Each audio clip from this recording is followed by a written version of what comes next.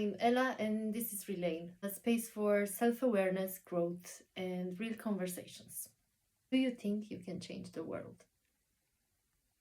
Do you think you can save the world? I don't think I can change it. But I can change my world.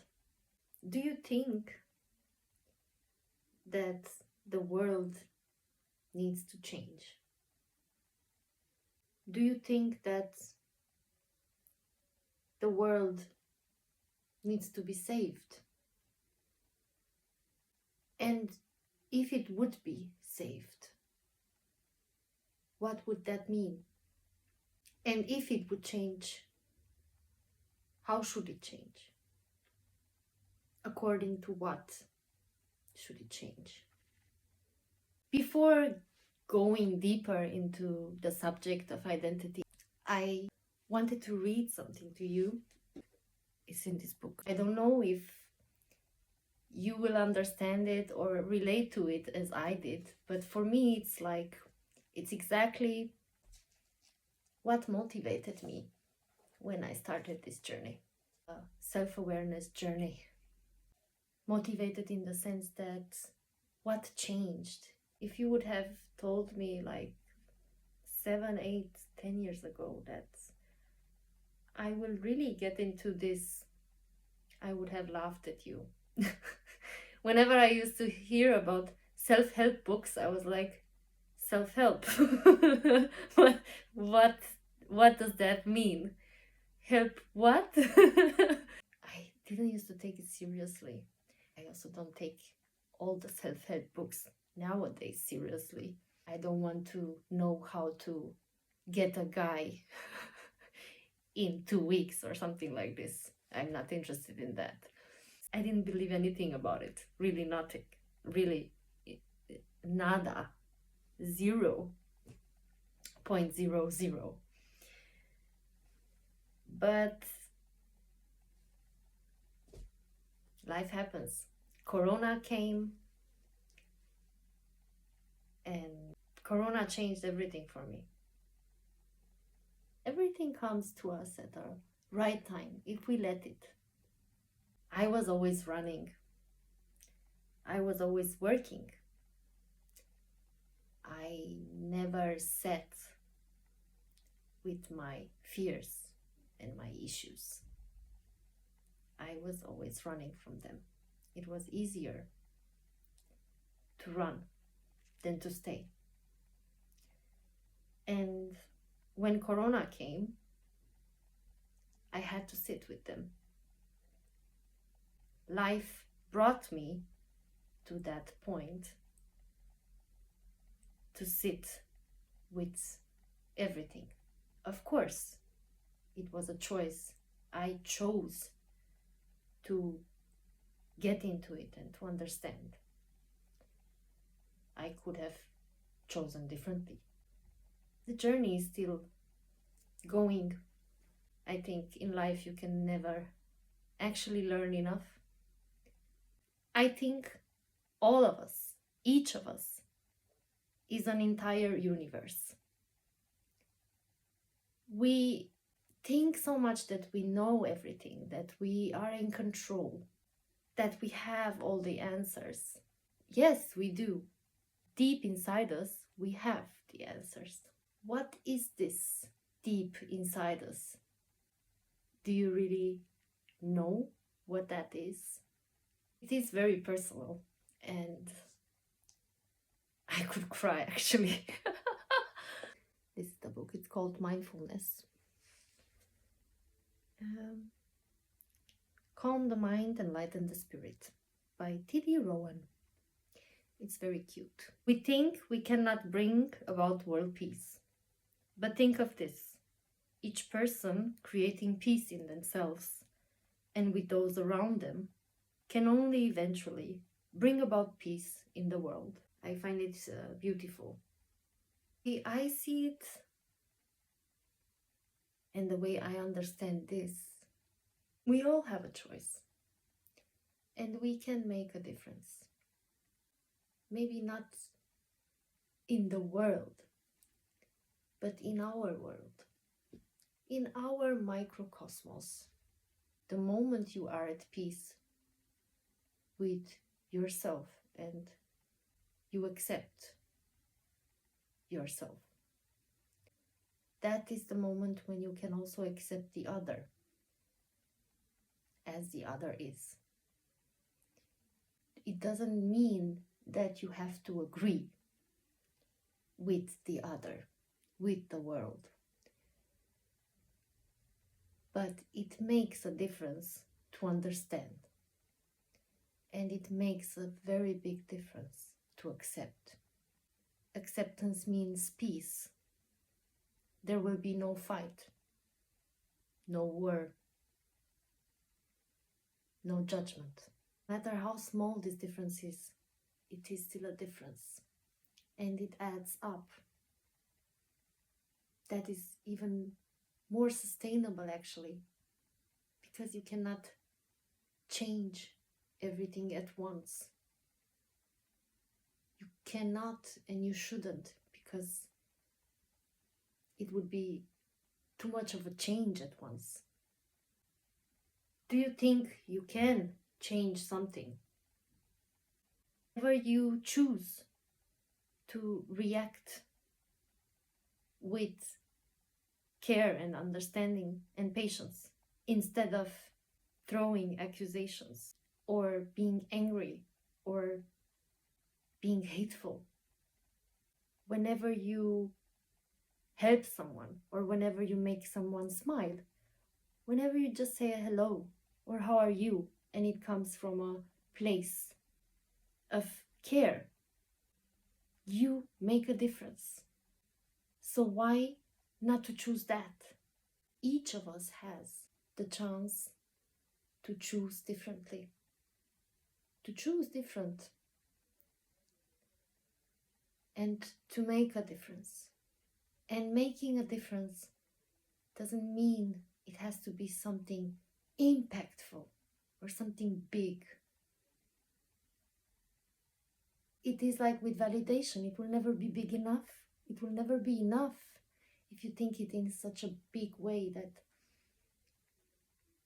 if the difference is not something like wow, then there is no point.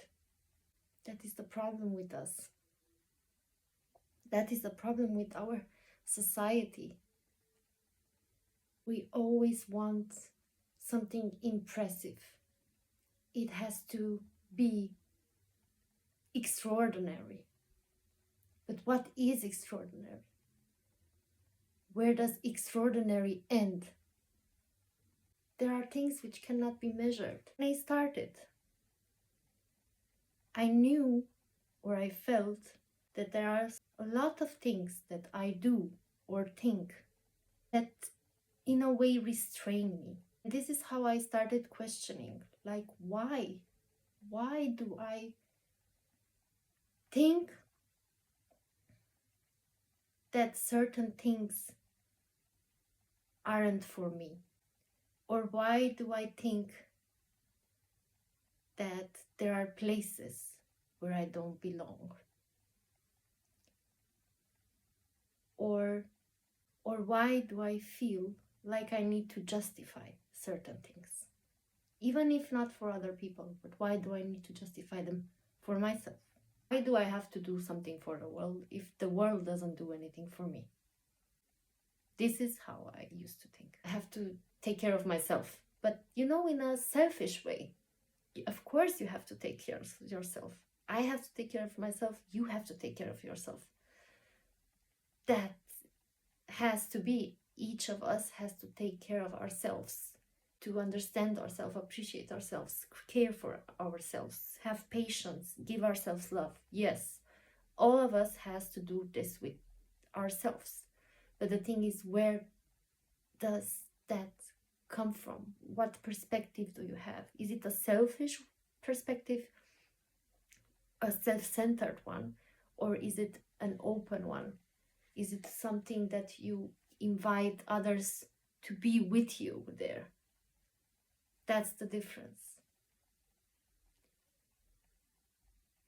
This was something that really made me think, yes, I cannot change the world, but being self-centered and selfish doesn't make it better. So I started to look at me. Everybody has to know for themselves what they want from life. I know for my life, and I decided for myself that I will stay as true as possible to myself. I want to understand exactly who I am, or as best possible, without all these layers. What belongs to me as a person and what doesn't belong to me. What the world does is the world's problem. I am not the world. I am me. And I cannot control what other people choose. But I can control what I choose. I can control what I do. I can control what I believe in. And even if sometimes it's really hard, because the world is cruel, I still choose not to be. It doesn't bring me anything, and I feel no joy being cruel. I think that nobody feels real joy when being cruel. Nowadays, everything is very selfish. Everything is very self-centered. Don't get me wrong. I'm not talking about not loving yourself. You should love yourself. I should love myself, and you should love yourself. Maybe you are loving yourself more than I do, or maybe I love myself more than you do, because we are all at a different pace or a different time in our journey. And it's not a competition. There is no timeline for that. And for everybody, it's different. Some people would understand it faster, some people slower, some people not at all. Some people have it maybe from the beginning. I don't know. More self-awareness. Important is that you appreciate your journey and you don't try to put pressure that you are not there yet, because what is there? What is there? You cannot even define there. Self-love has nothing to do with being selfish, with being self-centered. There's a small line between self-love, out of love, and self-love out of fear. The opposite of love isn't hate. The opposite of love is fear. Whenever you practice self-love out of fear, that's not self-love.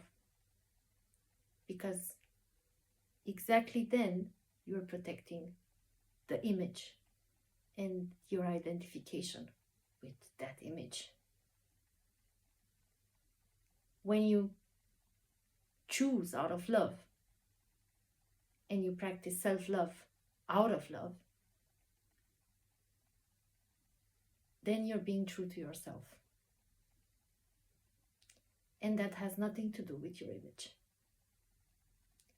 It has everything to do with your values, but nothing to do with your image. Sometimes we don't know what is really truthful to us there inside us, or what is truthful to the identity that we have built, to this image that we have built for ourselves or for the world. We see the outside of people. We never see the inner. And whenever we see always this image, everything is so controlled.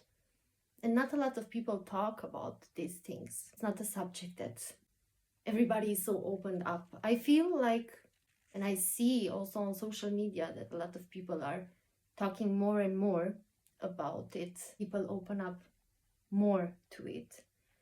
But exactly because of this, I find that self-awareness is even more important. Because if you interpret everything from your image and with being self-centered and selfish, then you're just going further and further away from yourself. So it is important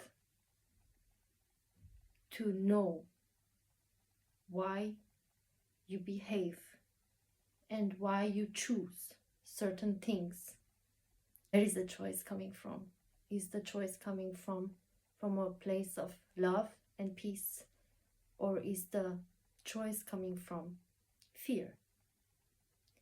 And when I say love and when I say fear, I just don't mean love like love for your family or love for your partner, or fear in the sense that you are closing your door and you don't look out. It's not like this. For love stands everything that, how do you describe love? Love is care, is understanding, is patience.